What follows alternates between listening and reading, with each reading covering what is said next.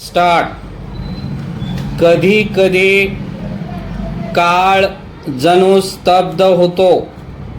एका क्षणी एका श्वासामध्ये संपूर्ण इतिहास समजावतो.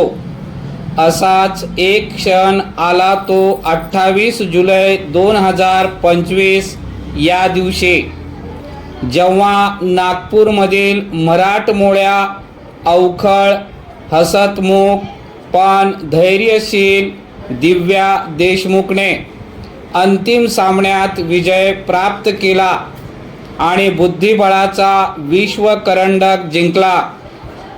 एका बाजूला अनुभवाची शिदोरी पाठीशी असलेली परिपक्व कोनेरू हम्पी आणि दुसरीकडे आत्मविश्वासाने खेळणारी 19 वर्षीय दिव्या देशमुख. अखेर विजयाच्या मुकुटावर तिचेच नाव कोरले गेले.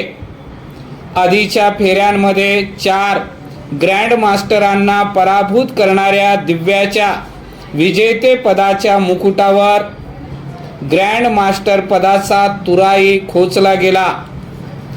दिव्याच्या खेळात केवळ बुद्धिमत्तेची झलकच नव्हे तर शिस्त, रणनीती आणि एक सूक्ष्म भावनिक समजूत जाणवत होते. बटुमीमध्ये पार पडलेल्या फिडे महिला विश्वकरंडकाच्या अंतिम फेरीत 2 नियमित क्लासिकल डाव बरोबर सुटल्यानंतर निर्णायक रॅपिड टायब्रेकमध्ये दिव्याने 1.5 विरुद्ध अर्धा अशा गुणांच्या फरकाने विजय मिळवला. काळी मोहरी असताना तिने विजय मिळवला हे विशेष. स्पर्धेत त्याआधी तिने एक कोनेरू हम्पीने केलेला खेळ हे चीनी वर्चस्वाला मोडून काढणारे शांत पण तेजस्वी उत्तर होते. कोनेरू हम्पी 2002 मध्ये ग्रँड मास्टर झाले. त्यानंतर 3 वर्षांनी दिव्याचा जन्म झाला.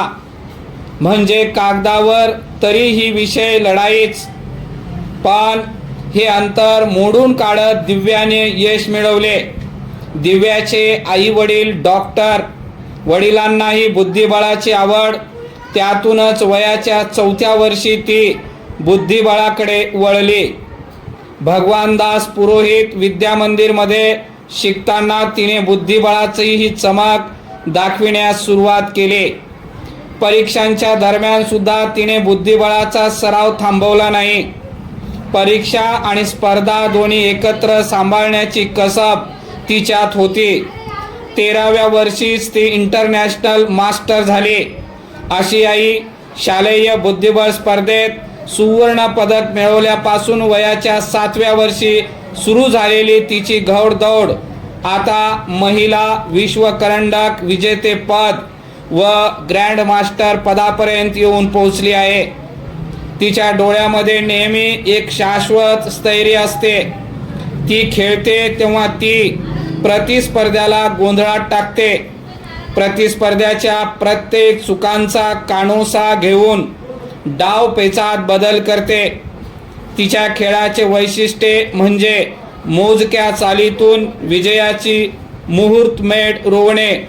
ती संयमाने चाली रचते, पण वेळ आली की त्याला आक्रमकतेची धार येते.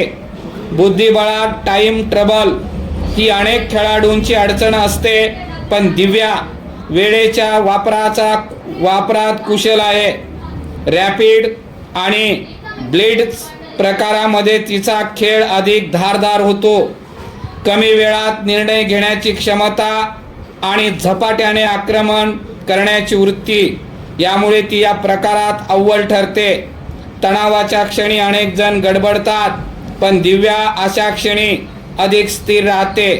टाय ब्रेकमधील दुसऱ्या सामन्यात ज्या सफाईने तिने हम्पीला वेळेच्या दडपणात आणले त्यातूनच तिची परिपक्वता दिसून येते. परिच्छेद.